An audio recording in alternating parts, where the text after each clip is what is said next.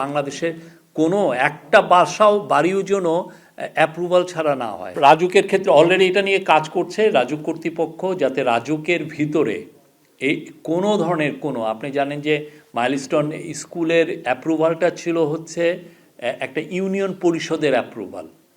তো রাজুকের যে বিশাল এখন এরিয়া, নারায়ণগঞ্জ থেকে এই সেন্ট্রাল ঢাকা থেকে আপনি সাভার পর্যন্ত, এদিক দিয়ে কেরানীগঞ্জ পর্যন্ত, এই রাজুকের পুরো এরিয়ায় যাতে কোনো ইউনিয়ন পরিষদ কোনো ধরনের বিল্ডিং অ্যাপ্রুভাল না দিতে পারে, সে বিষয়েও আজকে চিফ অ্যাডভাইজার এবং অ্যাডভাইজারি পরিষদ সুনির্দিষ্ট নির্দেশ দিয়েছেন। আচ্ছা, আর ওই যে রাজুকের লতে যেগুলো ছিল তার মধ্যে আরও কিছু ফিচার: ইমারত নির্মাণ, জলাধার খনন, নিচু ভূমি ভরাট বা প্রাকৃতিক জলাশয়ের পানি প্রবাহ বাধাগ্রস্ত করা, খেলার মাঠ উদ্যান, প্রাকৃতিক জলাধারের শ্রেণী পরিবর্তন ইত্যাদি বিষয়ে বিধিনিষেধ আরোপের বিধান যুক্ত করা হয়েছে এই নতুন লতে।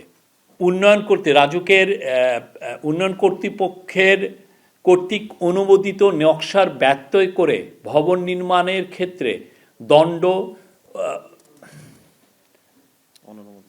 এবং অনুমোদিত ব্যত্যয়কৃত ও ঝুঁকিপূর্ণ স্থাপনা অপসারণের বিধান এই অধ্যাদেশের সাথে যুক্ত করা হয়েছে, এই অধ্যাদেশে আনা হয়েছে।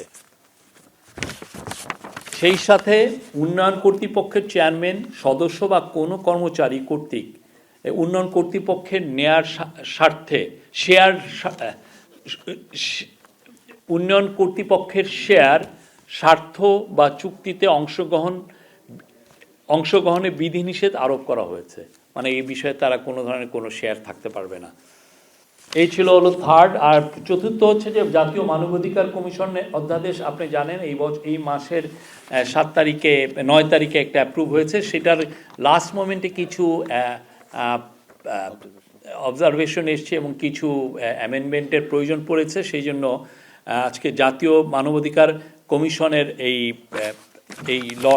অধ্যাদেশটা, সংশোধনী অধ্যাদেশটা পাস হয়েছে, অ্যাপ্রুভ হয়েছে। হ্যাঁ, চূড়ান্ত অ্যাপ্রুভ হয়েছে।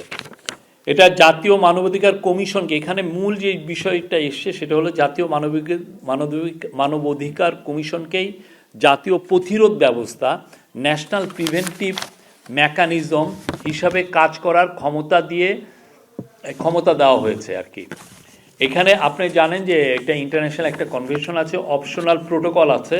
Optional protocol to the convention against torture and other cruel, inhuman or degrading treatment or punishment, OPCAT, OPCAT, OPCAT-এর পক্ষে রাষ্ট্রীয় সংস্থা, আমরা এটার পক্ষ নিয়েছি, এটার আমরা সিগনেটরি। তো আমরা এর পক্ষে এই OPCAT-এর হয়ে কাজটা করবে আমাদের এখানে এই যে NPM, ন্যাশনাল প্রিভেন্টিভ মেকানিজম। 15.5 বছর ধরে আপনি উন্নয়নের জারিজুরি করেছেন, কিন্তু যেগুলো কাজ রেগুলেটরি ফ্রেমওয়ার্ক যে তৈরি করা, পুরো বাংলাদেশ ব্যাপী কনস্ট্রাকশন হচ্ছে। আমরা যারাই ঢাকায় যারাই আছেন তারা তাদের গ্রামের বাড়িতে যে দোতলা বাড়ি করছেন। গ্রামের মধ্যেও আপনি দেখেন কয়জন টিনের বাড়ি করেন। সবাই তো চেষ্টা থাকে যে তারা একটা পাকা বাড়ি করবেন। তো এগুলোর ক্ষেত্রে তো সত্যিকার অর্থে আপনার কনস্ট্রাকশন যে রুলস সেগুলো মেনে নেওয়া উচিত। এই যে গ্রামের যে ছেলেটা ইঞ্জিনিয়ার, সে ডিপ্লোমা পাস হোক আর গ্র্যাজুয়েট ইঞ্জিনিয়ার হোক, তারা যে বাড়িটা করছেন সেটা কি নিয়ম মেনে করছেন কিনা, এই বিষয়গুলো তো এইটা আগে আলাপই হয় নাই।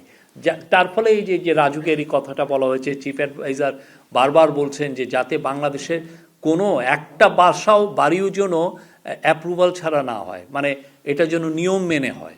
এটা পুরো পৃথিবীতেই আছে, পুরো পৃথিবীতে হলে আমরা এখানে করতে পারবো না কেন? আর আপনি যদি কিছু জায়গায় দেখবেন যে তো ওইখানে প্রসপ্যারিটি এসছে, আপনি সিলেটের কিছু উপজেলায় দেখবেন যথেষ্ট প্রসপ্যারিটি। আপনি ইয়েতে যান, লাকসামে যান, আপনি 14 গ্রামে যান, এখানে অনেকে 2তলা 3তলা 4তলা বাড়ি করছেন তাদের গ্রামের বাড়িতে। হ্যাঁ, লক্ষ্মীপুরে যান। তো এই জিনিসগুলোকে অ্যাড্রেস তো আমাদেরকে করা হয়নি। এই কাজটা আজকে শুরু হয়েছে, এই কাজটা আমরা করছি। রাজুকের এটা আস্তে আস্তে রাজুকের এই সাকসেসটা, এবং এই বিউটিকে বলা যে অন্যান্য সিটি কর্পোরেশনেরও যাতে এই ধরনের ওভারসাইট বডি থাকে, বা এই যে বিল্ডিং অ্যাপ্রুভালের জন্য বিশেষ টিম থাকে, তারা এগুলো ওভারসাইট করতে পারেন, বা কেউ যদি এটার ব্যত্যয় করে কোনো কনস্ট্রাকশন না করেন।